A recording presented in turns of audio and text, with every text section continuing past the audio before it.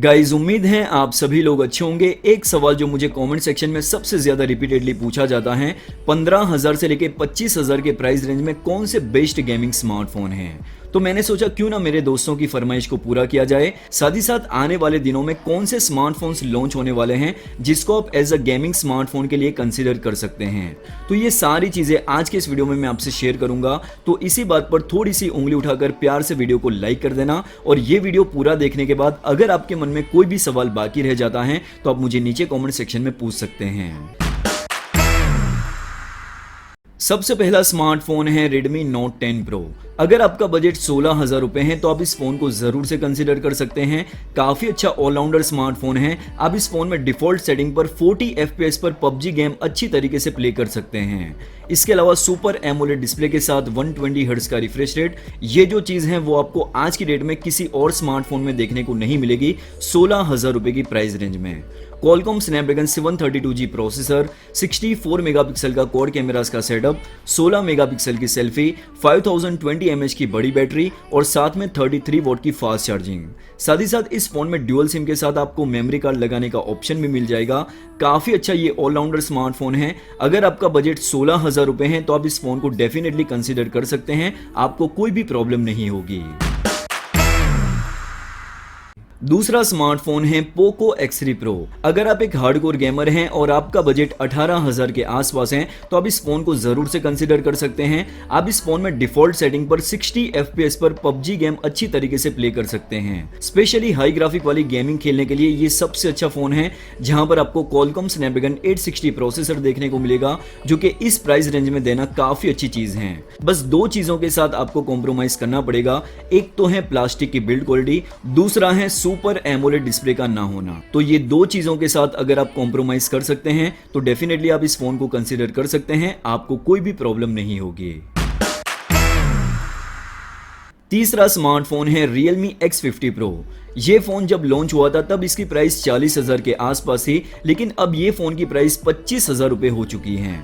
अगर आप गेमिंग के साथ साथ एक फ्लैगशिप 5G स्मार्टफोन लेना चाहते हैं तो ये फोन को जरूर से कंसीडर कर सकते हैं। 25,000 रुपए के प्राइस रेंज में Qualcomm Snapdragon 865 processor with 5G network support, 6GB RAM और 128GB internal storage, super AMOLED panel के साथ 90 हर्ट्ज का refresh rate and in display fingerprint scanner, 4200 mAh की बैटरी, 65 वॉट की fast charging, dual 5G network का support, 32+8 megapixel का dual selfie camera. तो ये सारी चीजें आपको इस फोन के अंदर देखने को मिल जाती हैं। लिटरली आज की डेट में भी 25,000 के प्राइस रेंज में गेमिंग के साथ साथ एक अच्छा ऑलराउंडर स्मार्टफोन आप इसे बोल सकते हैं। तो ये तीनों ही फोन काफी ज्यादा वैल्यू फॉर मनी स्मार्टफोन है, जिसको आप अपनी प्रायोरिटी के हिसाब से कंसिडर कर सकते हैं। Redmi Note 10 Pro 16,000 रुपए की प्राइस रेंज में, Poco X3 Pro 18,000 रुपए की प्राइस रेंज में और Realme X50 Pro 25,000 के प्राइस रेंज में। अब हम बात करते हैं 25,000 से 30,000 के प्राइस रेंज में आने वाले दिनों में दो स्मार्टफोन लॉन्च होने वाले हैं। ये दोनों ही फोन को आप गेमिंग स्मार्टफोन के लिए कंसीडर कर सकते हैं।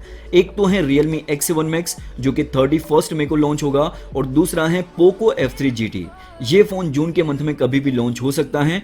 दोनों ही फोन में क्या क्या डिफरेंसेस हैं वो मैं आपको स्टेप बाय स्टेप बता देता हूं, ताकि आपको एक बेटर आइडिया मिल सके कौन सा एक फोन सबसे ज्यादा वैल्यू फॉर मनी स्मार्टफोन है। बात करते हैं बिल्ड क्वालिटी और डिजाइन के साथ, तो दोनों ही फोन में बिल्ड क्वालिटी और डिजाइन को लेकर काफी ज्यादा अंतर है। Poco F3 GT में फ्रंट साइड और रियर साइड दोनों ही तरफ ग्लास देखने को मिल जाता है, और वो भी गोरिल्ला ग्लास 5 की प्रोडक्शन के साथ। इतना ही नहीं, सेंटर में जो फ्रेम दी गई है वो है मेटल की, जिसकी वजह से ये फोन की इन हैंड फीलिंग काफी ज्यादा प्रीमियम है। ये फोन को स्पेशली गेमर्स को ध्यान में रखते हुए डिजाइन किया गया है, जिसकी वजह से आपको एक्स्ट्रा बटन्स भी मिल जाते हैं ताकि आपका गेमिंग एक्सपीरियंस अच्छा हो। अगर हम बात करें Realme GT Neo की, तो यहाँ पर आपको बैक साइड पर प्लास्टिक की बिल्ड क्वालिटी देखने को मिल जाती है, और सेंटर में जो फ्रेम है वो भी प्लास्टिक की है। तो नो डाउट यहाँ पर Poco F3 GT यानी कि Redmi K40 गेमिंग की बिल्ड क्वालिटी और डिजाइन के मामले में बेटर है, अगर इसे हम कंपेयर करते हैं Realme GT Neo के साथ। उसके पीछे के दो रीजन है, ग्लास बैक और मेटल फ्रेम। वेट डिस्ट्रीब्यूशन की बात करूं तो Poco F3 GT का weight 205 gram and Realme GT Neo का वेट 180 ग्राम। आप इस फोन को लाइट वेट और कॉम्पैक्ट स्मार्टफोन बोल सकते हैं। इसके अलावा 3.5mm audio jack, in display fingerprint scanner, ये दो चीजें आपको Realme GT Neo में देखने को मिल जाएगी। Poco F3 GT में ये दोनों चीजें मिसिंग हैं। दोनों ही फोन में ड्यूअल स्टीरियो स्पीकर मिल जाते हैं, which is a great thing.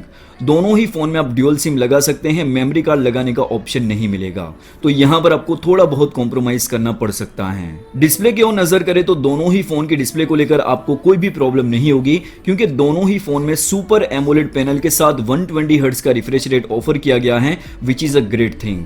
Poco F3 GT में 6.67 इंच की फुल HD प्लस डिस्प्ले देखने को मिल जाती है सेंटर पंच होल के साथ, जबकि Realme GT Neo में 6.43 इंच की फुल HD प्लस डिस्प्ले दी गई है साइड पंच होल के साथ। ओवरऑल जो मेन डिफरेंस है वो है डिस्प्ले साइज को लेकर, बाकी डिस्प्ले क्वालिटी को लेकर दोनों ही फोन से आपको कोई भी शिकायत नहीं होगी। परफॉर्मेंस की बात करूं तो दोनों ही फोन में MediaTek Dimensity 1200 5G chipset offer किया गया है, जो कि 6 नैनोमीटर आर्किटेक्चर पर बेस है और काफी ज्यादा पावरफुल प्रोसेसर हैं। ये प्रोसेसर को आप Qualcomm Snapdragon 870 के साथ कंपेयर कर सकते हैं। Day to day usage, multimedia experience, high graphic वाली गेमिंग, तो ये सभी टास्क आप दोनों ही फोन में अच्छी तरीके से परफॉर्म कर पाओगे। आपको कोई भी लैग और स्टटर देखने को नहीं मिलेगा। इसके अलावा दोनों ही phone out of the box Android 11 पर होंगे। Realme में Realme UI 2.0 का यूजर इंटरफेस और Poco में MIUI 12 का यूजर इंटरफेस देखने को मिल जाएगा। दोनों ही फोन का जो स्टोरेज का टाइप है वो है UFS 3.1। ओवरऑल परफॉर्मेंस को लेकर आपको दोनों ही फोन से कोई भी प्रॉब्लम नहीं होगी। बैटरी कैपेसिटी और चार्जिंग स्पीड की बात करें तो दोनों ही फोन में काफी ज्यादा डिफरेंस है। Realme में 4500 mAh की बैटरी दी गई है और साथ में 50 वॉट की फास्ट चार्जिंग, जबकि Poco में 5065 mAh की बैटरी दी गई है और साथ में 67 वॉट की फास्ट चार्जिंग। तो यहाँ पर Poco बैटरी और चार्जिंग स्पीड इन दोनों चीजों में बाजी मार जाता है। चार्जिंग टाइम की बात करूं तो Realme 0 to 100% 51 मिनट में फुल चार्ज हो जाएगा, जबकि Poco 0 to 100% 42 मिनट में फुल चार्ज हो जाएगा। तो यहाँ पर ओवरऑल बैटरी डिपार्टमेंट में Poco F3 GT बाजी मार जाता है। कैमरा सेक्शन की ओर नजर करें तो दोनों ही फोन के रियर साइड पर ट्रिपल कैमरास का सेटअप दे रखा है। 64 मेगापिक्सल का प्राइमरी कैमरा सेंसर, 8 मेगापिक्सल का अल्ट्रा वाइड एंगल लेंस और 2 मेगापिक्सल का मैक्रो लेंस। इसके अलावा सेल्फी कैमरा भी दोनों ही फोन में सेम है, 16 मेगापिक्सल का।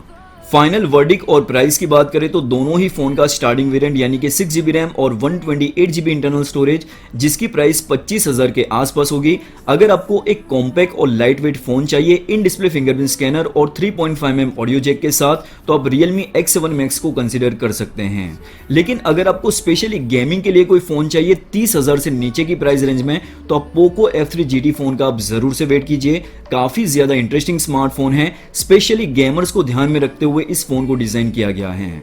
दोस्तों आप बताइए नीचे कमेंट सेक्शन में आप इन दोनों फोन में से किस फोन के लिए सबसे ज्यादा एक्साइटेड हैं और आपके पॉइंट ऑफ व्यू से इन दोनों फोन की क्या प्राइस होनी चाहिए। नीचे कमेंट सेक्शन में आपकी वैल्यूएबल फीडबैक जरूर से बताइए, क्योंकि आपकी वैल्यूएबल फीडबैक बहुत ही ज्यादा मायने रखती हैं। मैं आपको मिलता हूं नेक्स्ट वीडियो में, तब तक के लिए ख्याल रखिए अपना और अपने चाहने वालों का।